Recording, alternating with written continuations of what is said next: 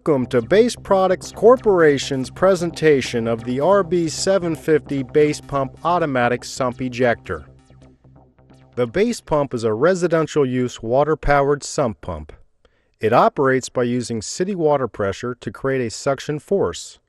The suction force activates the pumping motion. Before installing the base pump, you'll have to pre-qualify the conditions for installation. The first thing we have to verify is that the household water pressure is at least 50 psi minimum pressure at the base pump ejector. Next, we have to verify proper water flow. We suggest the flow rate of 12 gallons per minute minimum. This can be verified by filling a 5-gallon bucket of water from a garden hose. If the bucket fills in 25 seconds or less, you should have 12 gallons per minute flow rate. Next, we need to verify the type of piping that can be used. The base pump requires installation with full flow 3/4 inch copper line. If the home has older galvanized iron pipe, do not install the base pump unless the main pipe from the street is copper and connection is made directly after the meter. Finally, we need to be concerned with pipeline restrictions. The base pump must be teed in before any devices which restrict water flow. These examples include pressure regulator valves, backflow preventers, water conditioners, etc. The water meter must be a minimum 5/8 inch standard. The RB750 comes complete with all the materials you see here, including the suction and discharge hose, clamp supports, float mechanism, miscellaneous hardware, high water alarm, foot valve, and your 3/4 inch male pipe thread fitting for the water connection. The sump suction pipe, along with all other copper fittings and pipe lengths required, will be supplied by the plumbing contractor.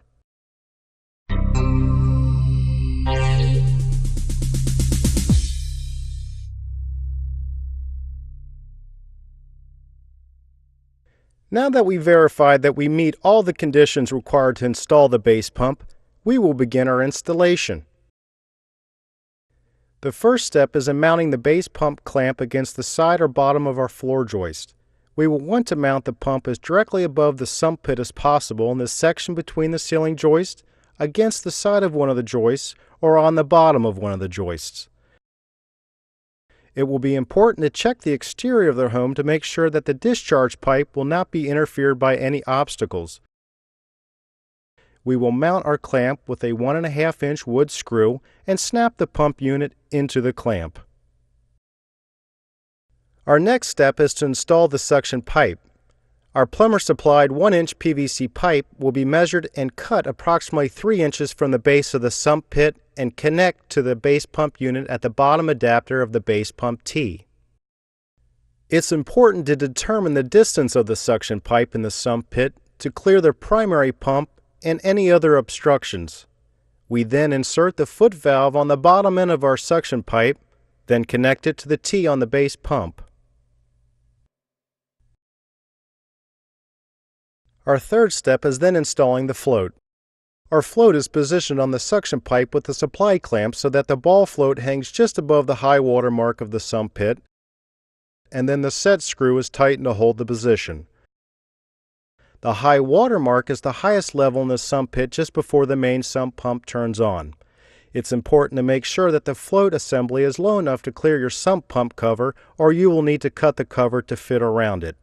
You can also use the supplied extension for the float to help with clearance problems. Our fourth step is to install the discharge hose. You will need to locate and drill a 1.5 inch hole in your exterior wall surface. The supplied hose is flexible and should be as direct and free of fittings as possible. If absolutely necessary, a 45 or 90-degree PVC elbow may be used for a tight turn. The supplied discharge pipe is connected to the base pump as well as to the exterior discharge relief T. Our fifth step is to connect the transfer tube between the base pump ejector and the float. The transfer tube inserts into the float and ejector pump. Our sixth step is to connect the water supply pipe to the base pump ejector.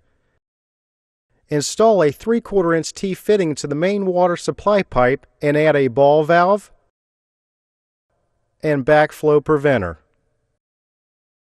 Our seventh and final step is to install the water alarm.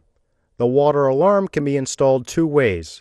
It can be mounted on a wall or it can be mounted directly onto the base pump suction pipe. Install a fresh battery and connect the probe slightly above the high water mark so that the alarm will sound prior to the base pump's operation. Upon completion, the system should be checked to verify proper operation.